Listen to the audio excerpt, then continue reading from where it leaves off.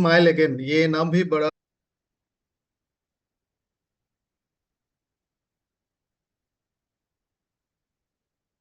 We are starting in just a minute.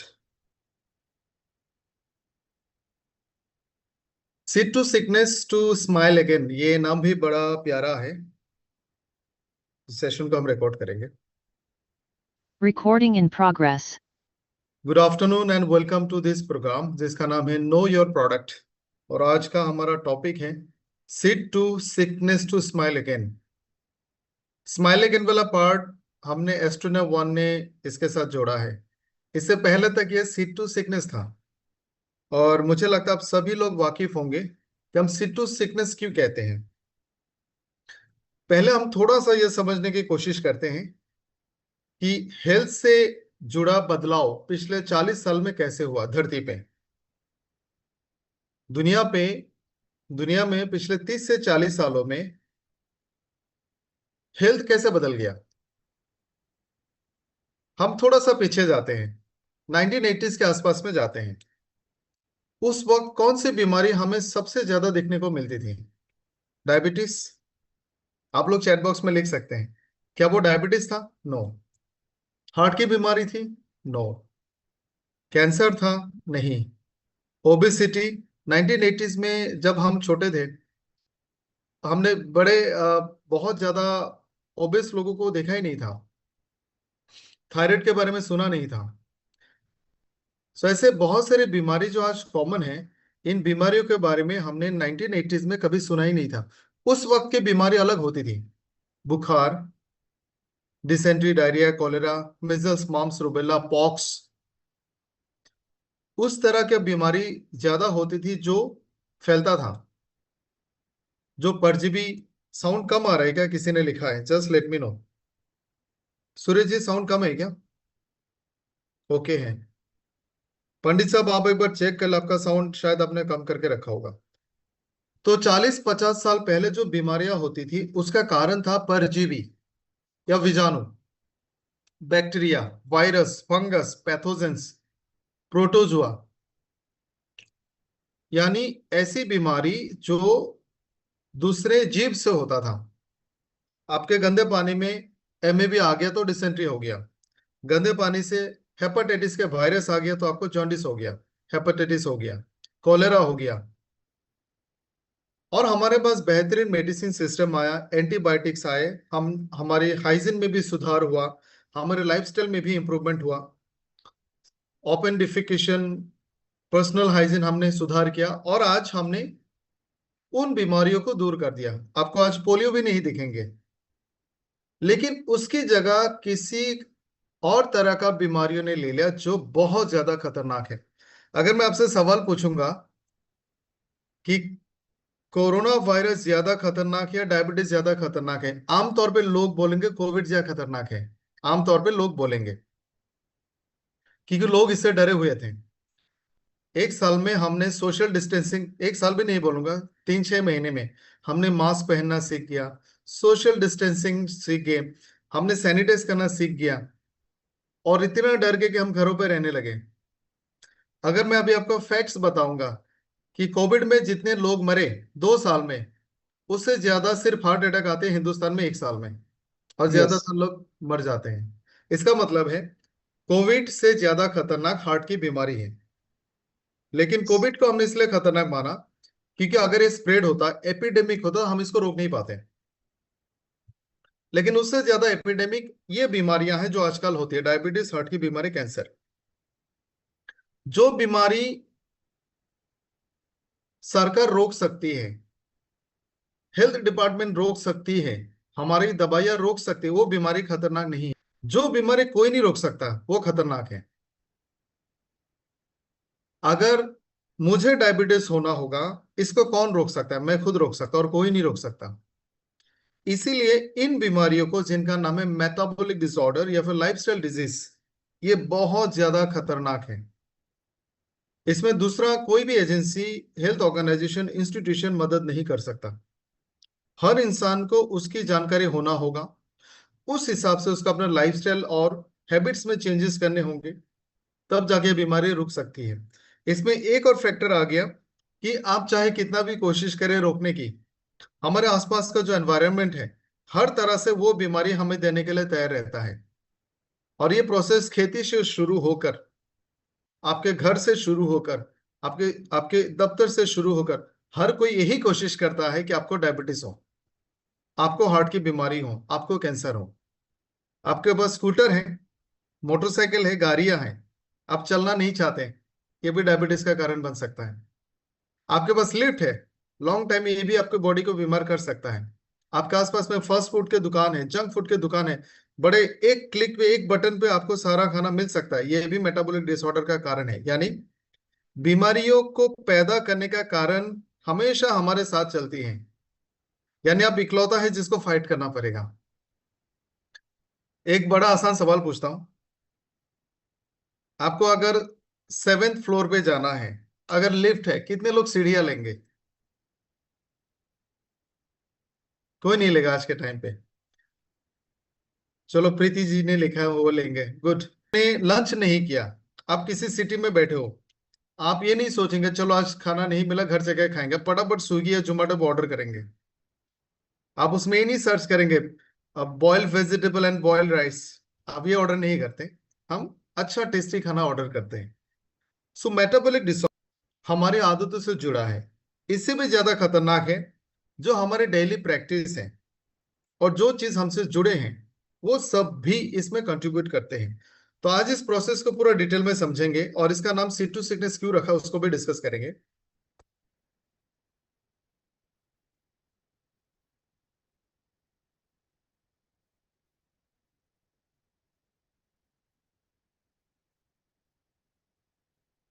ये जो left side का फोटो है,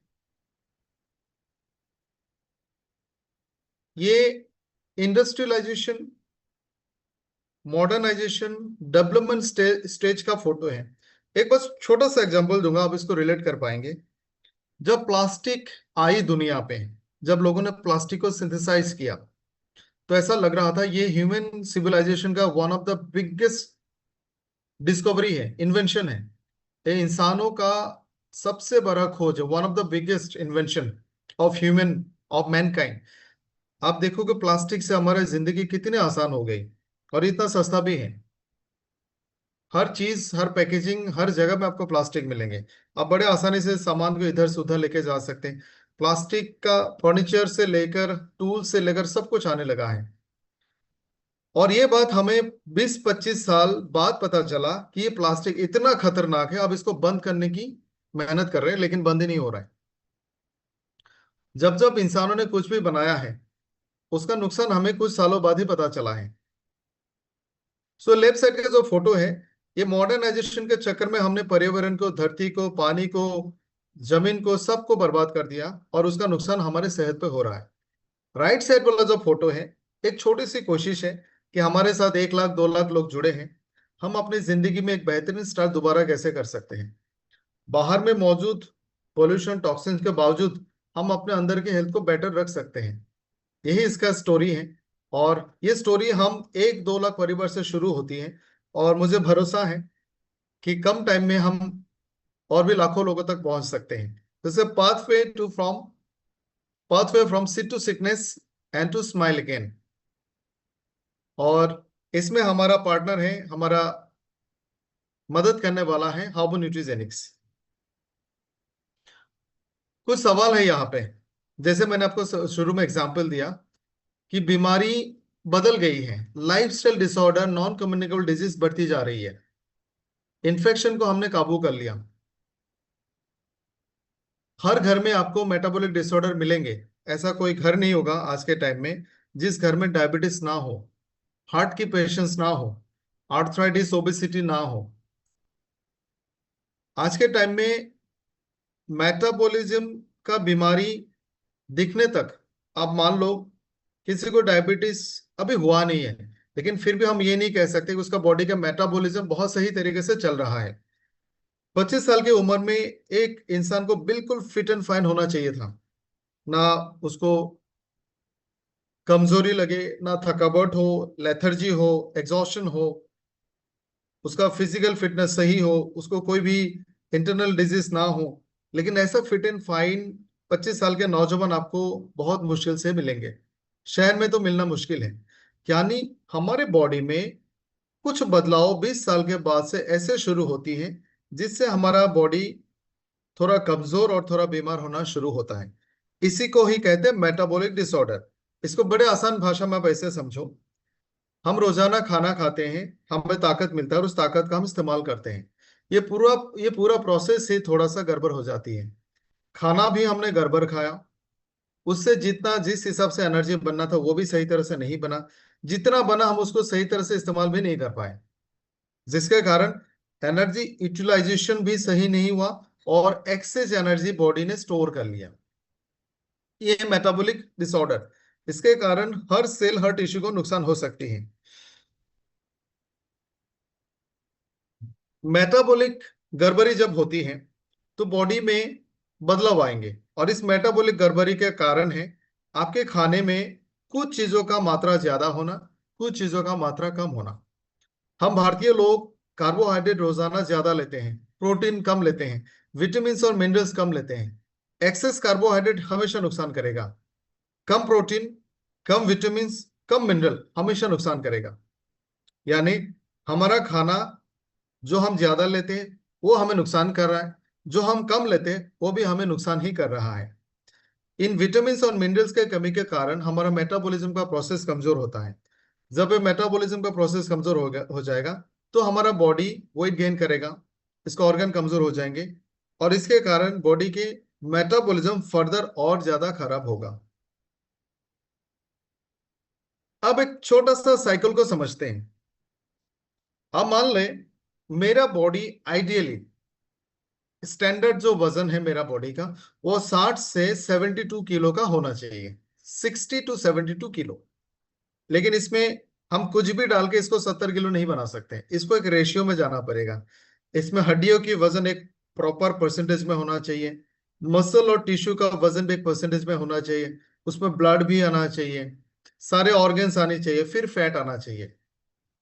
एक सवाल आप सभी से पूछूंगा, आप लोगों को जवाब देना है। तो मैंने चार चीजें गिनाई आपको। हमारे बॉडी का जो वेट है, पानी को हम कंसिडर नहीं करें, वो सेल के अंदर ही होता है, ब्लड के अंदर होता है। पहला है हड्डियां, बोन्स। दूसरा है प्रोटीन्स एंड टिश्यूज। चौथा आप मान लो मसल है, तीसरा मसल है, चौथा फैट। सो बोन, ब्लड, टिश्यू, मसल और फैट। जब हमारा वजन बढ़ता है जनरली तो किस चीज की मात्रा बॉडी में बढ़ जाती है? बोन की, ब्लड और टिश्यू की, मसल की, या फैट की? आप जवाब दे सकते हैं। जब हमारा वजन बढ़ता है तो बॉडी में कौन सा चीज बढ़ती है? फैट। वेरी गुड, यहां तक आपने सही जवाब दिया। अब इसको थोड़ा डिटेल में जानते हैं। हमारा बॉडी में हर चीज का एक प्रॉपर रेशियो रखा गया है, वो रेशियो जब गड़बड़ होता है तो बॉडी में बदलाव होंगे। एक रेशियो का नाम आप जानते हैं, एलडीएल एचडीएल रेशियो आप जानते हैं, low density lipoprotein, high density lipoprotein. हमारे बॉडी में दो तरह का प्रोटीन फैट का मिक्सचर होता है। जिसका वजन ज्यादा है उसको हाई डेंसिटी बोलते हैं, वो हेल्दी है। लो डेंसिटी अनहेल्दी है, लेकिन लो डेंसिटी वाला चाहिए, ये कैरियर है। इसका भी कम मात्रा चाहिए, एलडी एचडीएल का ज्यादा मात्रा चाहिए। जब ये रेशियो गड़बड़ हो जाएगा तो बॉडी बीमार हो सकता है। कोई भी हार्मोन एंजाइम जब कम होगा बीमार होंगे, जब बढ़ेगा तभी आप बीमार हो सकते हैं। तो हमारे बॉडी में फैट को जमा करने का एक पर्टिकुलर एरिया है और एक सर्टेन परसेंटेज है। जब ये फैट बढ़ेगा अपने बाउंड्री से बाहर चला जाएगा। आजकल ऑटोइम्यून डिजीज हम सबको बहुत ज्यादा है।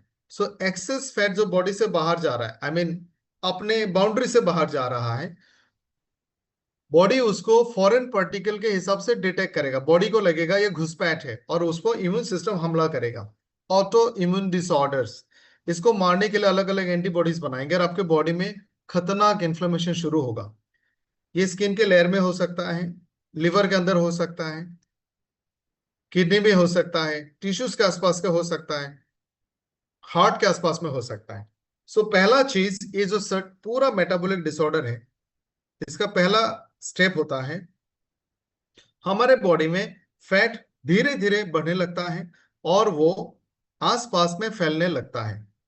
जब ये आसपास में फैलेगा, इसको घुसपैठ आप कहो, जहां में भी जाएगा उसके फंक्शंस, उसके नॉर्मल से लिवर के आसपास में एक मिनिमम अमाउंट का हेल्दी फैट रहता है। उसका मात्रा अगर बढ़ गया, वो लिवर के अंदर घुस जाएगा, तो लिवर का कामकाज को बाधा देगा।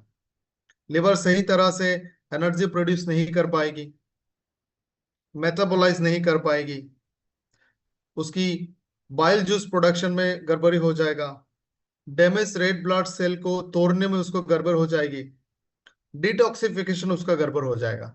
सो ये एक्सेस फैट जहां में भी जाएगा उसको नुकसान करेगा और उस फंक्शन को वो कम कर देगा।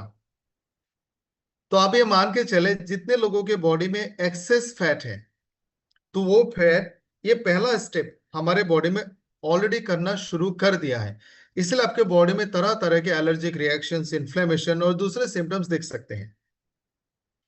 दूसरा, हमारा बॉडी के पास एक इंफॉर्मेशन है जो हम बोलते हैं जेनेटिक इंफॉर्मेशन। उसके पास जीन्स है, जिनके पास इंफॉर्मेशन है, उसका इंफॉर्मेशन ये है, इसका प्राइमरी एनर्जी सोर्स है कार्बोहाइड्रेट, प्राइमरी एनर्जी सोर्स। दूसरा एनर्जी सोर्स आप प्रोटीन ले सकते हैं। तीसरा एनर्जी सोर्स है आपका फैट। यानी हमारा बॉडी कार्बोहाइड्रेट से भी एनर्जी बना सकती है, प्रोटीन से भी, फैट से भी।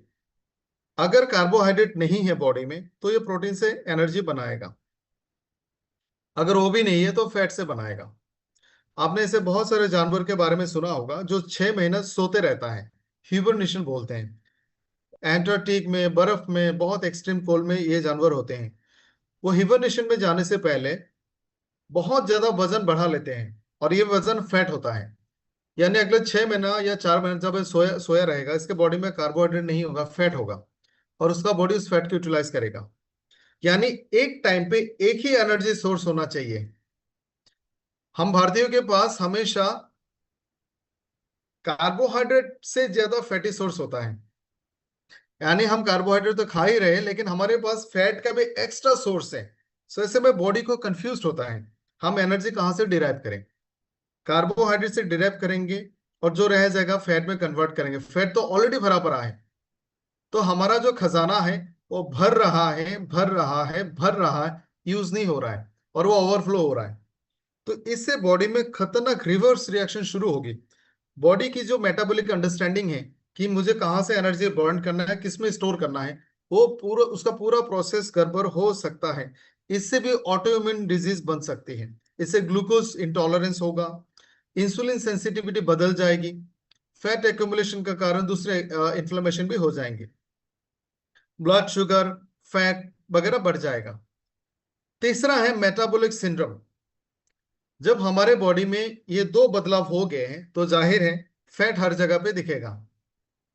हमारे बॉडी के हर एक हिस्से में फैट मिलेगा, खून की नलियों में मिलेगा, लिवर में मिलेगा, किडनी में मिलेगा, आर्टरीज में मिलेंगे, स्किन के नीचे मिलेगा। सेंट्रल ओबेसिटी का मतलब है हर तरह से आप चर्बी का खजाना भर चुका है। सो ब्लड प्रेशर बढ़ेगा क्योंकि खून की नलियों में कोलेस्ट्रॉल बढ़ गया तो वो सिकुड़ गया। ट्राइग्लिसराइड्स बढ़ेगा जिसके बॉडी में बहुत सारे बीमारियां पैदा होंगी। और इसी कारण ये सारे बीमारी like cancer, diabetes, gut imbalance, neurodegenerative disorders, cardiovascular disease, hypertension, fatty liver disease, इसके साथ में पॉलीसिस्टिक ओवरी, इनफर्टिलिटी, ये सारा बीमारी शुरू होती है। और ये क्रोनिक डिजीज होने के कारण बॉडी में बाकी जो ये साइकिल है ये ज्यादा तेजी से होने लगेगा। सो ये एक बहुत खतरनाक साइकिल है। और एग्जांपल लेते हैं टाइप 2 डायबिटीज। टाइप 2 डायबिटीज तक पहुंचने से पहले मेटाबॉलिक सिंड्रोम आना चाहिए। जो डायबिटीज के सिम्टम्स दिखने से पहले ये मेटाबॉलिक सिंड्रोम बॉडी में आ चुकी थी। उससे महीनों पहले मेटाबॉलिक चेंजेस बॉडी में आ चुकी थी। उससे महीने पहले बॉडी में फैट जमा होना शुरू हो गया था। यानी अगर आपके बॉडी में आज के टाइम में फैट जमा हो रहा है और हमने कुछ नहीं किया, तो हो सकता है 6 महीने में, साल भर में ये सारे क्रोनिक डिजीज में से कुछ ना कुछ हमें दिखने लगे। अब ये पूरा प्रोसेस का कनेक्शन हमारे खेती बाड़ी के साथ कैसा है उसको थोड़ा सा समझेंगे। पिछले 50 साल में क्या बदलाव हुआ। मैं अपनी बचपन की बात करता हूँ। सबसे पहले जहां पे मेरा बचपन बीता, वहां पे आस पास में हमेशा हरियाली होती थी। लोग साल में 6-7 महीने खेती करते थे, बाकी वक्त नहीं करते थे, और पूरा खुली मैदान थी हमारे लिए। हम खेलते थे। वहां पे लोगों के गाय भैंस बकरियां चढ़ती थी। खुले मैदान था। और बहुत सारे लोग उसमें लेग्यूम्स करते थे ताकि नाइट्रोजन जमीन पे बना रहे। हमने बंजर जमीन देखी नहीं थी। हर तरह का खेती बाड़ी होता था। और पेस्टिसाइड के बारे में हमें पता नहीं था तब, उसका स्मेल भी नहीं आती थी। और लोग जो भी सब्जी उगाते थे, हम लोग खेतों में जाके तोड़ तोड़ के खाते थे। उसका स्वाद, उसका खुशबू इतना अच्छा था कि आप उसको बिना पका के भी कच्चा कच्चा खा सकते थे। It it use to be very tasty, very healthy. उसमें कीड़े नहीं लगते थे।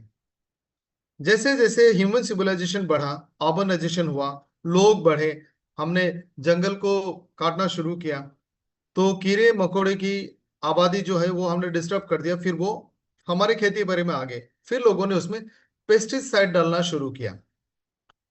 हम बहुत सारे बीज को जमीन में डालने से पहले उसको 1 रात 2 रात भिगा के रखते हैं। जैसे धनिया, आप 48 आवर्स उसको भिगा के रखते हैं। जनरली सिर्फ भिगा के रखना चाहिए, लोग उसमें पेस्टिसाइड्स के साथ मिक्स करके भिगाते हैं। तो पेस्टिसाइड उस पौधे के अंदर में पहुंच गया। और वो पेस्टिसाइड इतने खतरनाक होता है कि वो डीएनए में चेंजेस कर सकता है। तो जन्म से पहले ही बेचारा टॉक्सिन बन गया। सो टॉक्सिक चीजों को ही पैदा करेगी। फिर नेक्स्ट स्टेप में 1-2 पत्ते आए, हमने उसमें फिर से पेस्टिसाइड छिड़कना शुरू किया। हमारे देश में जहां में भी खेती बाड़ी होती है, अगर आपको मौका मिला पूछना, बहुत सारे ऐसे ट्रेनिंग प्रोग्राम के माध्यम से मुझे किसानों से बात करने का मौका मिला। और मैंने पूछा लोगों को कि कोई भी पेस्टिसाइड आप कैसे दे दो, उसमें एक लिमिट होता है। से एग्जांपल, आप फास्फोरस दे रहे हो, नाइट्रोजन रिच कोई भी दे रहे हो, यूरिया दे रहे हो। तो धान की खेती में 1 बीघा जमीन पे 8 kg यूरिया अलाउड अलाउड है फ्रॉम एग्रीकल्चरल डिपार्टमेंट। तो हम जब लोगों से पूछते हैं आपने कितना दिया, तो लोग कहते हैं कि अभी तक तो 40 किलो दे दिया, अभी 20-30 किलो और देना पड़ेगा। आपने शायद ये कभी नहीं सुना होगा कि लोगों ने तालाबों में भी यूरिया देना शुरू कर दिया। नाइट्रोजन नाइट्रोजन से प्रोटीन बनती है। वो प्रोटीन का एक बहुत अच्छा इंपॉर्टेंट सोर्स है। लोगों ने तालाबों में भी क्विंटल्स में यूरिया डालना शुरू कर दिया, जबकि ये चीज 40 साल पहले नहीं होती थी। तो जब भी कोई भी खेती हो रहा, उसमें थोड़ा बहुत जब पत्ते पुत्ते आए, उसमें लोगों ने पेस्टिसाइड छिड़कना शुरू किया। फिर हार्वेस्टिंग से पहले उसमें 2-4 बार और भी पेस्टिसाइड छिड़कना होता है। सिर्फ पेस्टिसाइड नहीं, हर्बिसाइड, फंगिसाइड, वीडिसाइड, या तो हॉर्मोन्स, इंजेक्शंस, हाइब्रिड सीड्स। यानी हार्वेस्टिंग से पहले आपने उसको 3-4 बार अलग अलग तरीके से टॉक्सिक बना दिया। फिर आपने इसको स्टोर किया केमिकली एंड कोल्ड स्टोरेज। फिर आपने, आपके किचन तक आते आते इसकी क्वालिटी दोबारा से डिग्रेड होती है, उसमें फिर से कलर ऐड होता है, पेस्टिसाइड ऐड होता है। फाइनल आपके किचन में आने के बाद धोने के प्रोसेस में भी विटामिन लॉस हुआ। और इतना मुश्किल से गुजरने के बाद हमने उसको फ्राई किया। यानी जो भी बचा कुचा था, उस न्यूट्रिशन वैल्यू को भी हमने खत्म कर दिया। दूसरा एक बहुत बड़ा चेंज जो आजकल होता है, हम अपने टाइमिंग के हिसाब से खाते हैं। भूख लगे तब भी खाते हैं, भूख ना लगे तब भी खाते हैं। और हमारा टाइमिंग भी बहुत गड़बड़ है। ब्रेकफास्ट करते हैं लंच में, लंच करते हैं लगभग डिनर में, डिनर करते हैं अगले दिन के ब्रेकफास्ट में। सो ये जो साइकिल है ये बहुत खतरनाक है, इससे बॉडी को डिटॉक्सिफाई होने का मौका नहीं मिलता। एक और चीज, अभी हम लोग बहुत सारे लोग कसोली में मिले थे। हमने उस दिन सुबह खाली पैर और कुछ लोगों ने शूज पहन के करीब 1-1.5 घंटा घास पे चले, एक्सरसाइज की, हमने सन बाथ लिया, हमने शेक पिया, हमने फिटनेस वन पिया। और वो दिन मुझे लगता है हम सबका बहुत बेहतरीन गया। ये जो कनेक्शन है नेचर के साथ, आप रिलेट कर पाओगे। पिछले कितने महीनों से हम ना तो सूरज से कनेक्टेड है, ना हवा से कनेक्टेड है, ना पेड़ पौधे से कनेक्टेड है। हम सुबह उठ के मोबाइल की स्क्रीन देखते हैं, रात को सोने के टाइम पे मोबाइल की स्क्रीन देखते हैं।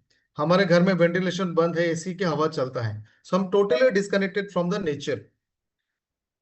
कुल मिला के ये सारे कारण हमें बीमार और बहुत बीमार करने के लिए काफी है।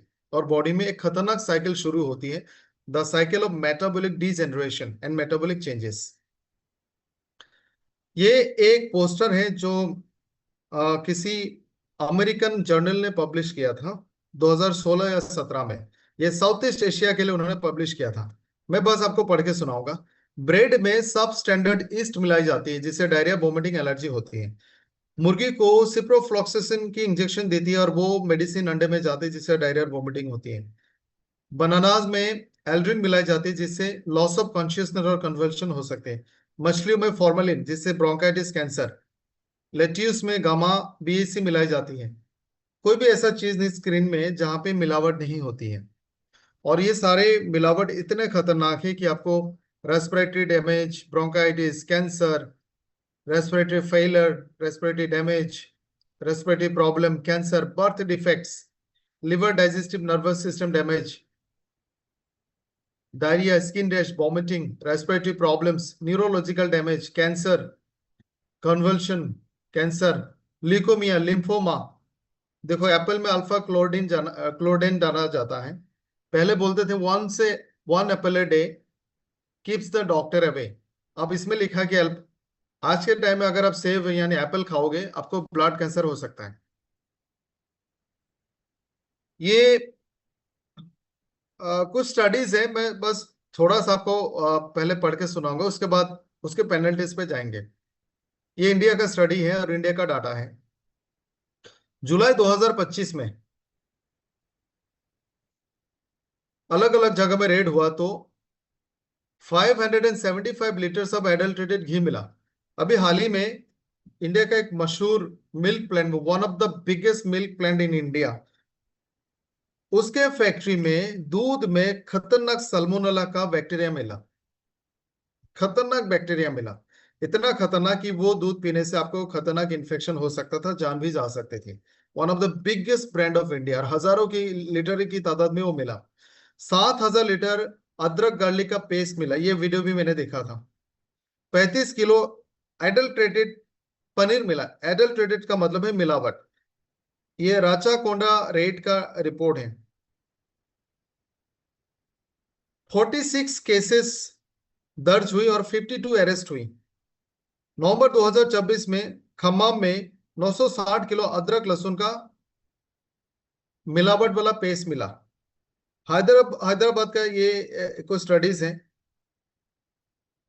ये जहाँ पे रैट एंड इंसेक्ट इन्फेस्टेशन मिला, अनहाइजीनिक किचन मिले, सिंथेटिक कलर्स मिले, एक्सपर्ट फूड आइटम्स मिले।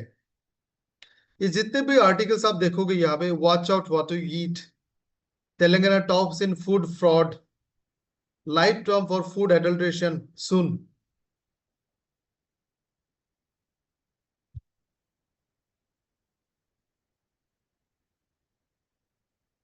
फिर sweet yes, but sugar is not the flavor this festive season. Poison in your food.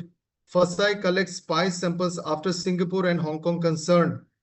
5 major rights of citizen related to food safety. Tainted bites, tiny penalties. अब penalty पे ऐसे लगाएगा, आप देखना इसमें अगर सब स्टैंडर्ड फूड होगा 5 लाख का जुर्माना। ये सारी चीजें इसलिए आई क्योंकि बहुत ज्यादा मात्रा में इंडिया में फूड में मिलावट होती है। तो सीड से लेकर प्रोसेसिंग से लेकर किचन तक खाने में हर स्टेप में मिलावट है। यानी हमारे एग्रीकल्चर प्रोसेस से खाने के माध्यम से अल्टीमेटली हमारे बॉडी में केमिकल लोड बढ़ रही है। हमारे खाने में कैलोरीज बढ़ रही है। आप सुबह से लेकर शाम तक जो कुछ भी खाते हैं उसमें हमेशा कार्बोहाइड्रेट ज्यादा होता है। फूड की value, functional value, nutrition value दिन ब दिन कम होती जा रही है। एक और स्टडी आई थी कुछ साल पहले, उसमें साउथ इंडिया के फ्रूट्स और दिल्ली के फ्रूट्स में ऐसे हुआ था, सर्वे हुआ था, यह पाया गया साउथ इंडियन फ्रूट्स के मुकाबले दिल्ली के फ्रूट्स में न्यूट्रिशन वैल्यू 25 से 30% कम है। जब भी कोई साग सब्जी में आपको वो खुशबू और वो स्वाद कम मिलता है, आप ये कह सकते हैं इसका न्यूट्रिशन वैल्यू कम हो गया। क्योंकि स्वाद, एक्चुअल जो स्वाद है और एक्चुअल जो उसका खुशबू है, उसका न्यूट्रिशन वैल्यू समझाती है। मेडिसिनल वैल्यू तो है ही नहीं, टॉक्सिन वैल्यू बढ़ गया है। मैंने अभी कहा एप्पल खाने से कैंसर दूर होना चाहिए था, अब विपरीत हो रहा है। एप्पल खाने से कैंसर के चांसेस बढ़ रही है।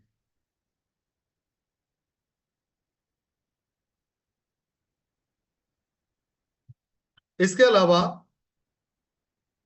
डाइजेस्टिबिलिटी कम हो गया। आपको आज के टाइम में ऐसे बहुत सारे लोग मिलेंगे जो बोलेंगे कि कल थोड़ा सा ज्यादा खाना खा लिया, अभी अच्छा नहीं लग रहा है, अभी भूख ही नहीं लगी है। एक वक्त का खाना जब हम थोड़ा ज्यादा खा लेते हैं, थोड़ा भर के खा लेते हैं, तो अगले 2 दिन तक हमें भूख ही नहीं लगती।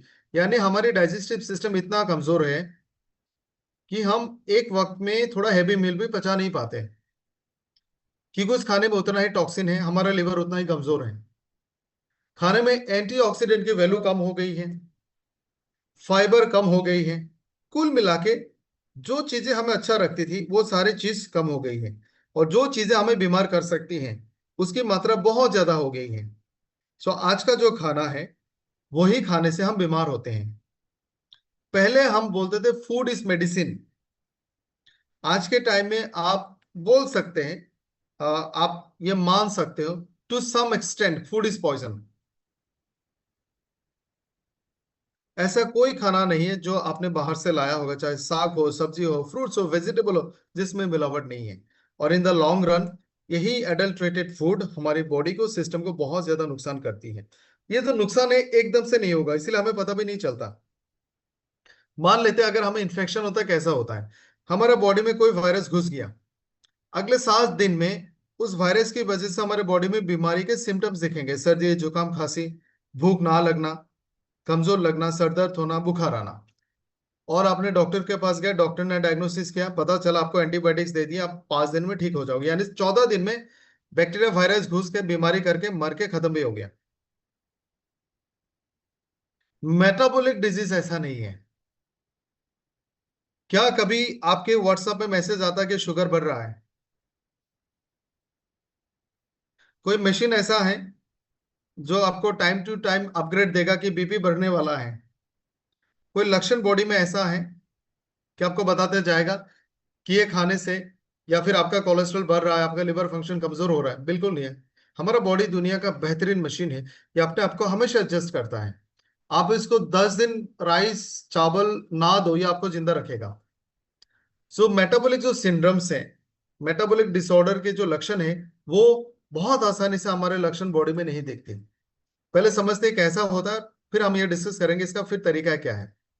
पहला पीरियड है इंक्यूबेशन। इंक्यूबेशन का मतलब है जैसे हमारे बॉडी में एक वायरस घुस गया, 7 दिन तक आपको कुछ नहीं पता चलता। इस 7 दिन में क्या होता है, वो फॉर एग्जाम्पल एक वायरस घुस गया, एक बैक्टीरिया घुस गया, वो बैक्टीरिया अपने लिए एक सही शेल्टर, यानी अपने लिए एक महफूज जगह चुनेगा, जिससे मलेरिया का पैरासाइट रेड ब्लड सेल में जाता है, फिर लिवर में जाएगा, और वायरस बॉडी में मौजूद बैक्टीरिया को ढूंढेगा, उसके अंदर में वो अपने बच्चे देता है। तो जो भी परजीवी है वो बॉडी में जाने के बाद अपने लिए एक महफूज जगह ढूंढेगा, फिर माहौल देख के अपनी रिप्रोडक्शन को बढ़ाएगा, बहुत सारे जनसंख्या प्रोड्यूस करेगा, फिर वो आप पे हमला करेगा। तब तक आपके बॉडी में कोई सिम्टम नहीं दिखेगा, और ये जो प्रोसेस है इसको बोलते हैं इनक्यूबेशन प्रोसेस। मेटाबॉलिक सिंड्रोम भी लगभग ऐसा ही है। आपके बॉडी में थोड़ा सा कोलेस्ट्रॉल बढ़ा, बॉडी उसको हैंडल करेगा, थोड़ा और ज्यादा बॉडी उसको भी हैंडल करेगा, बहुत ज्यादा बढ़ा तब बॉडी कुछ नहीं कर सकता, फिर आप में बॉडी में सिम्टम्स देखेंगे। ये जो इंक्यूबेशन पीरियड है, ये 3-6 महीना, 2-4-5 साल भी, depending on your habits and body's immunity and body's capability. So सबसे खतरनाक यही फेज है। अगर इस फेज में ही आपने कुछ डिटेक्ट कर लिया, आप इसको रिवर्स कर सकते हैं। और ये आप डिटेक्ट नहीं कर सकते मेडिकल टेस्ट से, उसमें नहीं दिखाएगा शुगर ज्यादा है, कोलेस्ट्रॉल ज्यादा है, फैट ज्यादा है। ये कैसे डिटेक्ट करना पड़ेगा? आपको अपनी लाइफस्टाइल एनालिसिस करनी होगी। जो हमने एक काउंसलिंग फॉर्म बनाया है ना, ओरिएंटेशन कैटलॉग में, उसमें आपको अपने एनालिसिस करना होगा, मैं क्या खाता हूँ, कितना खाता हूँ, कैसे खाता हूँ, वजन क्यों बढ़ रहा है, नींद में दिक्कतें क्यों आ रही है, हजम क्यों नहीं हो रहा है, उसमें आपको पता चलेगा। दूसरा स्टेज है प्रोग्रेशन। अब लिवर में फैट जमा होना शुरू हो गया था, जिसके कारण लिवर ने कामकाज को थोड़ा स्लो कर दिया, जिसके कारण बाकी ऑर्गन्स में भी फर्क आने लगेगा। तो एक जगह पे शुरू होकर ये धीरे धीरे फैलता जाएगा, उसको बोलते हैं प्रोग्रेशन। ये आप डिटेक्ट कर सकते हैं, कुछ ब्लड पैरामीटर्स आपको ज्यादा मिलेंगे, ट्राइग्लिसराइड ज्यादा होगा, लिवर फंक्शन टेस्ट में गड़बड़ी होगी, ये आप ब्लड रिपोर्ट में दिखेगा, लेकिन ये भी बहुत खतरनाक है। पहला स्टेज से दूसरे स्टेज तक पहुंचने में टाइम लगता है, लेकिन दूसरा स्टेज से तीसरा स्टेज पहुंचने में ज्यादा टाइम नहीं लगता। और तीसरा है वल्नरेबल। आपकी बीमारी कभी भी एक या दो या चार पांच अलग अलग बीमारी के रूप में सामने आ जाएगा। सो स्टेज वन आपको अपने लाइफस्टाइल और फूड हैबिट से अंदाजा करना होगा। स्टेज टू, एक सवाल पूछूंगा, स्टेज वन में फिर से बता दो, हमारा खाना पीना सही नहीं है, हमारा लाइफस्टाइल सही नहीं है। स्टेज टू, लीवर कमजोर होने लगा है, फैट बढ़ने लगा है, वजन बढ़ने लगा है। स्टेज थ्री, बीमारियां दिखने लगी। आप ईमानदारी से जवाब देना, हमारे देश के लोग डॉक्टर के पास कौन सा स्टेज में जाते हैं, पहला, दूसरा या तीसरा?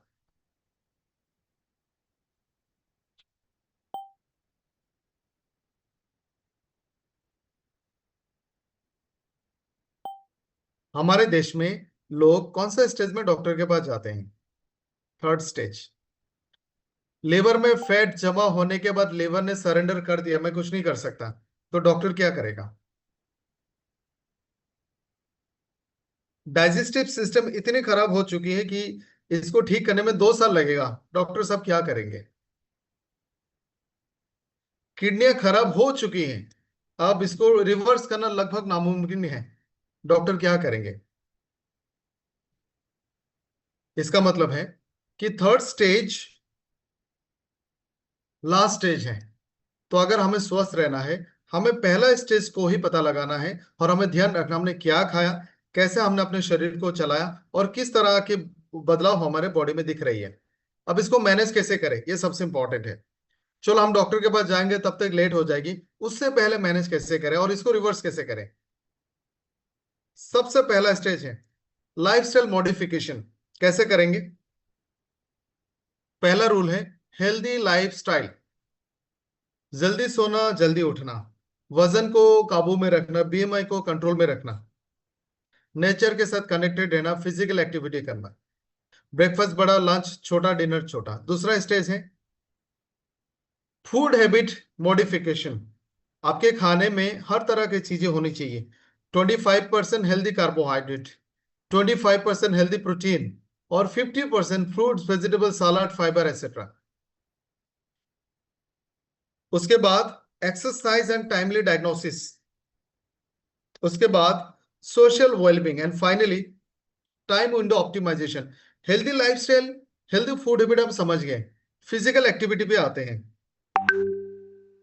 हमारा बॉडी सबसे ज्यादा एनर्जी खर्च करती है एक्सेसिव फिजिकल एक्टिविटी में, डाइजेशन में। हम फिजिकल एक्टिविटी नहीं करते, डाइजेशन हमारा स्लो है, यानी हम बिना मेहनत का भी उतना ही खाना खाते हैं। ये सवाल भी मैं आपसे पूछूंगा, आप लोग जवाब देना। हम संडे के दिन भी उतना ही खाना खाते हैं जितना हम मंडे के दिन खाते हैं, या फिर संडे के दिन ज्यादा खाते हैं?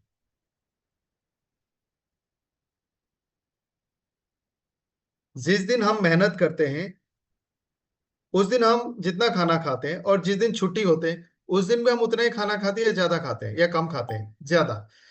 यानी पूरा हफ्ता हमने मेहनत किया, खाना खाया, चलो वो एनर्जी बर्न हो गई। संडे के दिन हमने कोई मेहनत नहीं की, आराम किया, छोटा मोटा घर का काम किया, लेकिन उस दिन हमने ज्यादा खाना खाया।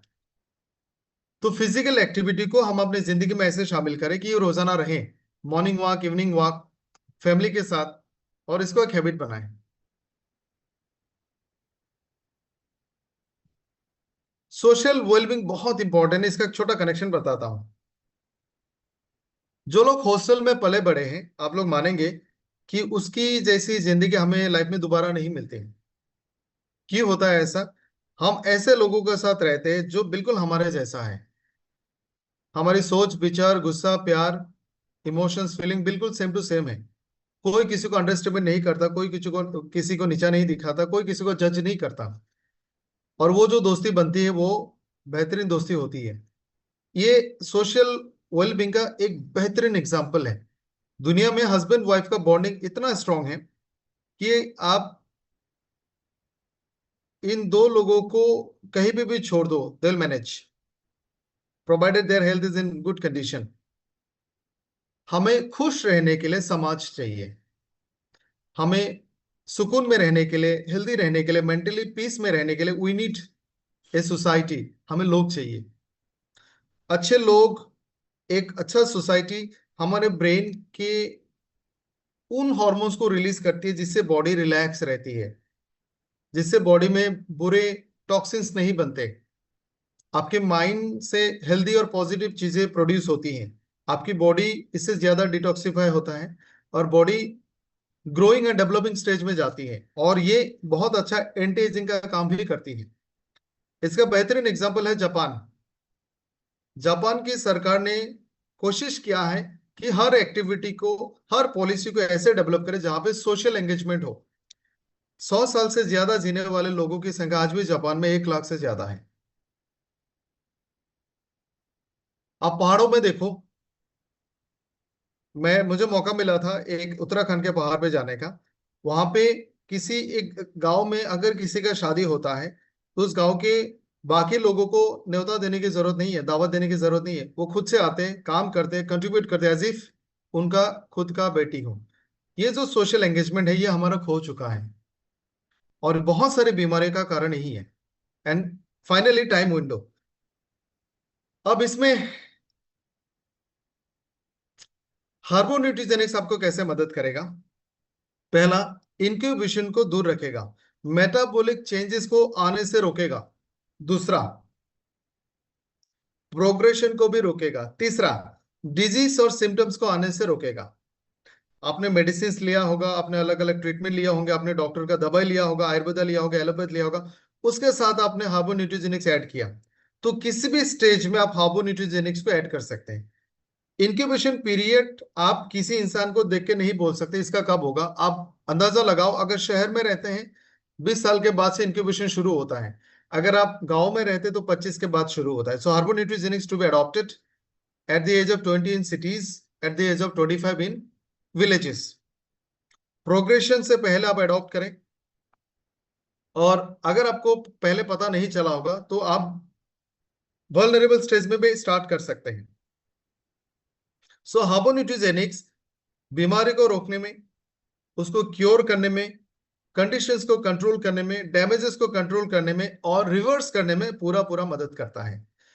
हम पेश करते हैं आपके लिए Harbo Nutrigenics holistic wellness 5 in 1 synergy, probiotics, antioxidant, Ayurveda, dietary supplements and nutrigenomics. हम डीएनए की बात नहीं करेंगे, एक चीज के बारे में बात करूंगा, ये थोड़ा इंपॉर्टेंट है। इस धरती पे ऐसे जगह है जहां पे टेम्परेचर -30 में भी लोग रहते हैं। रशिया में एक ऐसा जगह है जहां पे लोग फ्रिज का इस्तेमाल सामान को गर्म रखने के लिए करते हैं। यानी अगर आपने फ्रिज में रखा तो वो लिक्विड रहेगा, अगर आपने बाहर रखा वो बर्फ बन जाएगा। इतना कोल्ड है वहां पे, मैं उस गांव का नाम भूल गया, रशिया में है। -40। आपने कपड़े धो के ऐसा रख दिया वो सॉलिड बन जाएगा। इस धरती पे ऐसा भी जगह है जहां पे टेम्परेचर 50 के आसपास में है। इस धरती में ऐसा भी जगह है जहां पे 6 महीना दिन है, और ऐसा भी जगह है जहां पे 6 महीना रात है। रात में बॉडी अलग हॉर्मोन्स बनाते हैं, अलग अलग न्यूरोट्रांसमीटर्स बनाते हैं, बॉडी के फंक्शंस बदल जाते हैं।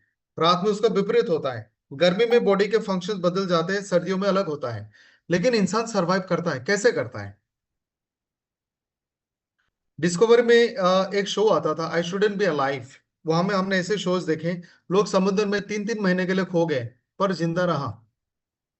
पहाड़ों में ट्रैकिंग करने के समय में, माउंटेनिंग करने के समय में वहां पे फंस गए, 10 दिन, 20 दिन, 15 दिन जिंदा रहा। सबसे बेस्ट एग्जाम्पल है Bear Grylls, Man versus Wild. वैसे में भी दिखाते हैं कैसे एक्सट्रीम सिचुएशन में हम जिंदा रहते हैं। ये जिंदा एक्चुअली कैसे रहते हैं? जो पूरे साल एसी में रहते हैं, आराम की जिंदगी जीते हैं, सडनली वो एक खतरनाक जगह में चला जाता है, फिर भी सर्वाइव कैसे करता है? क्योंकि हमारे बॉडी के पास प्लान बी भी होता है, प्लान सी भी होता है, और वो हमारे डीएनए में स्टोर होता है। माहौल के हिसाब से हमारे बॉडी अपने अपने फंक्शंस को बदल देता है। एग्जाम्पल, जैसे हम ऊपर क्लाइंब करते हैं, हवा में ऑक्सीजन की परसेंटेज कम हो जाती है। आज आप अभी जहां में भी हो, हम लोग कसौली गए थे, बहुत सारे लोगों को हो सकता है कसौली पहुंचकर सर दर्द हुआ होगा, क्योंकि वहां में हवा में ऑक्सीजन की परसेंटेज कम है। जब बॉडी ऐसा सिचुएशन का सामना करती है तो उसका एक डीएनए का ऐसा जीन एक्टिवेट होता है जो बॉडी को गाइड करता है कि आप ज्यादा रेड ब्लड सेल बनाना शुरू करें ताकि आप बॉडी ज्यादा ऑक्सीजन को एब्जॉर्ब कर पाए। तो हमारा जो बॉडी का फंक्शनिंग है, जो बॉडी के पास इंस्ट्रक्शन है, वो इंस्ट्रक्शन 3 तरह से काम करता है। न्यूट्रिशन डिपेंडेंट, हम किस माहौल में है, एनवायरनमेंट से डिपेंडेंट, और हमारे लाइफस्टाइल क्या है, इसी को ही न्यूट्रिजिनोमिक्स कहा जाता है। तो हमारे जो जीन्स हैं, जो बॉडी को फंक्शंस को करवाती है, ये जीन्स को सही तरह से काम करने के लिए सही न्यूट्रिशन चाहिए, नेचर कनेक्शन चाहिए, यानी सनलाइट चाहिए, बंद कमरा नहीं चाहिए, ओपन स्पेस चाहिए, हवा चाहिए, क्लोज रूम नहीं चाहिए, जमीन पे पैर चाहिए, फ्लोर में टाइल्स नहीं चाहिए, और हमारे हेल्दी लाइफस्टाइल रूटीन। ये कनेक्शन भी कहीं ना कहीं टूटा है। अब मेडिकल साइंस ने ये अनोखा खोज निकाला कि कुछ ऐसे सुपर, आप सुपर फूड कह सकते हो, सुपर न्यूट्रिशन होती है जो ऐसे जीन्स को दोबारा से एक्टिवेट करने में मदद करती है, और उसी को ही न्यूट्रिजेनोमिक्स कहते हैं। सो एस्ट्रोनिया 1 brings you the advanced concept based future products, जिसे रीडिफाइनिंग ऑफ एजिंग हम कहते हैं, जहां पे एंशियंट आयुर्वेदा को मॉडर्न साइंस के तहत हमने अपडेट करके आपके लिए पेश करते हैं यंग फ्यूल, जिसको आप एंटी एजिंग, एज रिवर्सिंग के प्रोडक्ट के नाम से जानते हैं।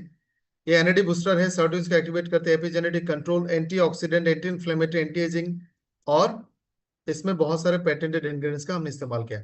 सो this is the first product जो सीट टू सिकनेस है, उसका पहला सॉल्यूशन है NMN.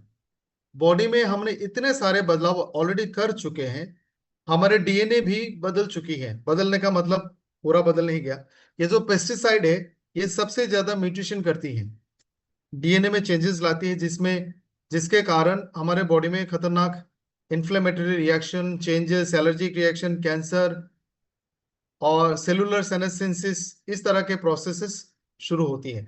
So NMN in the long run मदद करेगा कि डीएनए में इस तरह के म्यूटेशन ना हो, और उसके अलावा ये आपके बॉडी को एनएडी देगा, एपिजेनेटिक कंट्रोल करेगा, anti ageing and anti inflammatory function भी देती है, और इसमें न्यूट्रिशन भी हमने डाला है। ये हमारा कैटेगरी वाइज प्रोडक्ट है। तो पहला चीज सीट टू सिकनेस में हमें ध्यान रखना है, पहला प्रोडक्ट जो हम कंज्यूम करेंगे वो है यंग फ्यूल। दूसरा जो भी प्रोडक्ट्स होंगे 3 कैटेगरी में हमें लेना है। पहला है मल्टीविटामिन, उसमें amazing 40, sweet 18, everyday 1, डायबेटिल 1, A1 junior आएगा, कैलमेक D, pro vitaliser etcetera.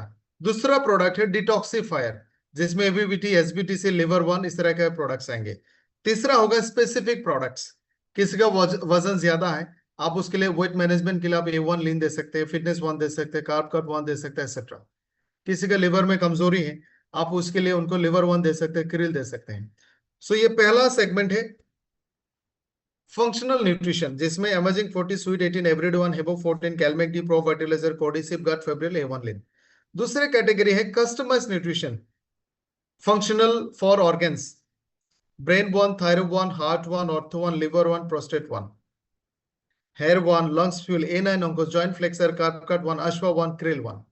Then we have customized nutrition, pro vitalizer, H12, diabetel 1, WLB1, marine collagen, vegan 1. साथ में ये सारे अलग अलग तरह का न्यूट्रिशन। सो हार्बो न्यूट्रिजेनिक्स का 4 प्रोडक्ट, 4 कैटेगरी। पहला है यंग फ्यूल, दूसरा है मल्टीविटामिन, जिसमें everyday 1, sweet 18, amazing 40, A1 junior, Diabetil 1। तीसरा है डिटॉक्सिफायर, एसबीटीसी, एवीबीटी और लिवर 1।